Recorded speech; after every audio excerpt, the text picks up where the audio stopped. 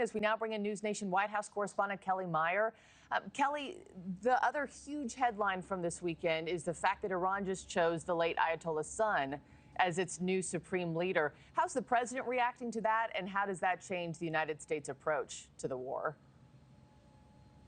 Yeah, good morning, Markie. So President Trump has warned that Iran's next leader won't last long without his approval. He previously called Mojtaba Khamenei an unacceptable choice to lead the country, and Israel also saying he will be a target. Mojtaba Khamenei is the eldest son of Ayatollah Ali Khamenei, who was killed at the start of this war. He reportedly was a major advisor to his father and is a hardline cleric with strong connections to the IRGC. Mojtaba Khamenei's wife and son also reportedly died in the strike that killed his father. And President Trump also says that there are a number of people who would qualify as Iran's next leader, and he would even be willing to consider someone with ties to the old regime if necessary. He's also not ruling out sending in special forces to seize Iran's uranium, saying everything is on the table.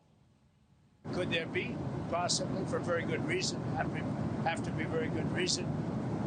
And I would say if we ever did that, they would be so decimated that they wouldn't be able to fight at the ground level.